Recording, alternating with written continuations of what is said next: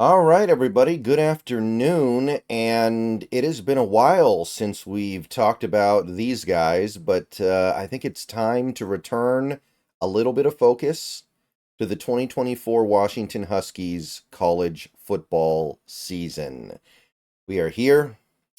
We are wondering what's going to happen. We have lost so much from last year's team.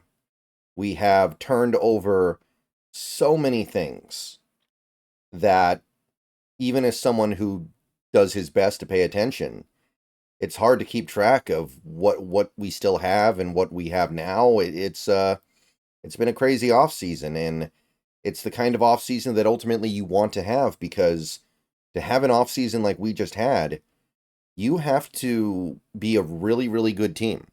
And we were one of the great teams in Washington Husky history, one of the best teams our program has ever produced. We exceeded my expectations for the season. I think we exceeded everyone's expectations, making it to the national title game. I wouldn't trade it for anything, but there has to come some kind of a crash. And the crash was probably even worse than some people expected it to be. Off the top of my head, the Washington Huskies from last year's team to this year's team has lost quarterback, running backs, top four wide receivers, top two tight ends, starting tackles. I think at least one interior offensive lineman went to the NFL in the draft. Top edge rushers, both of them.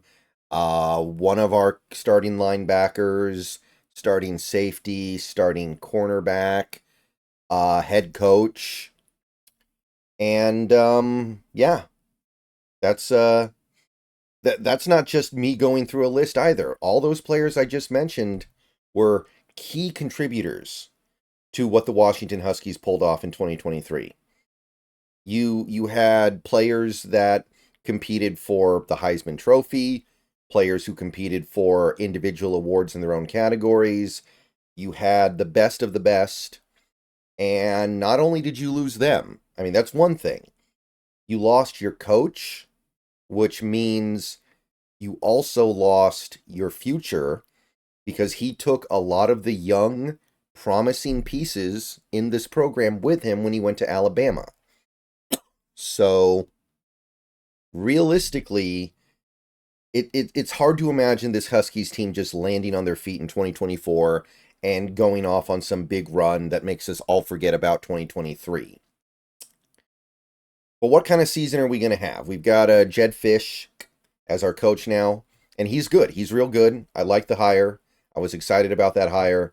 I was very optimistic when we brought him in. I think that he'll be able to turn this program around. Well, that's the wrong phrase.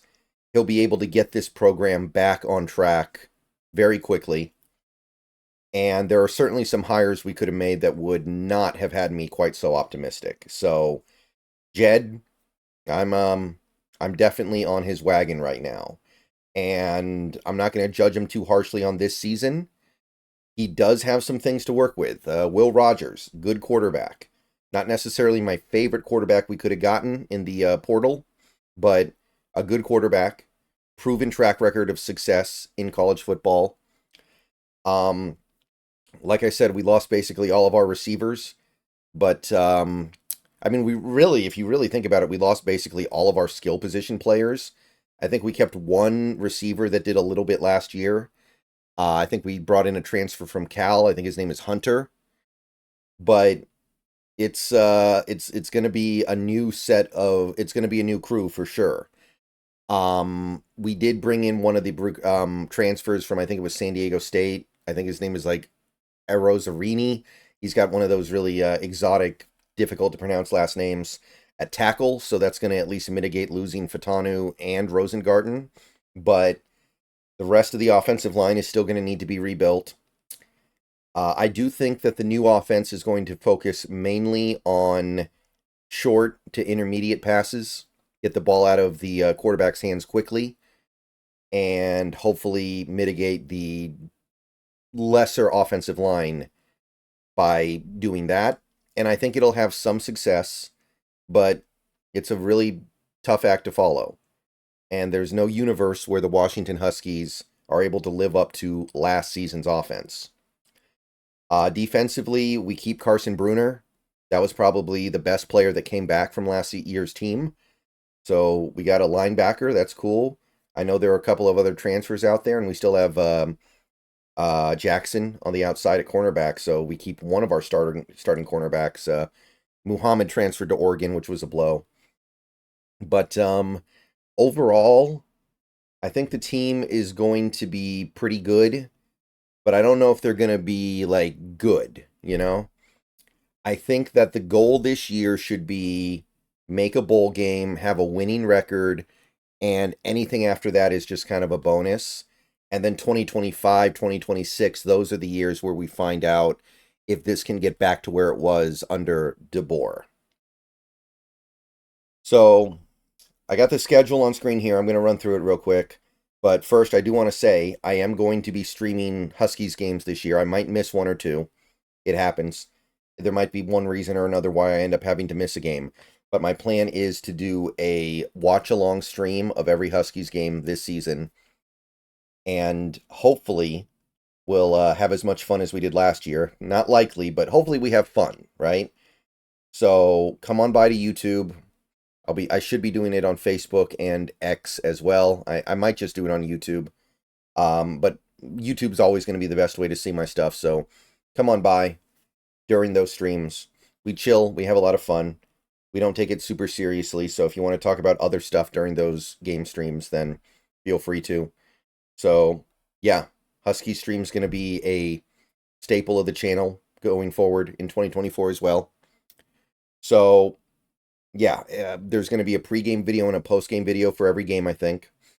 So everyone get excited for that. I am going to continue my coverage of the Huskies, even if it won't be as engaging as it was last year, because there's no way the team is going to be able to live up to what they did in 2023. All right, so looking at the schedule, we start with 4 home games: Weber State, Eastern Michigan, Washington State, and Northwestern.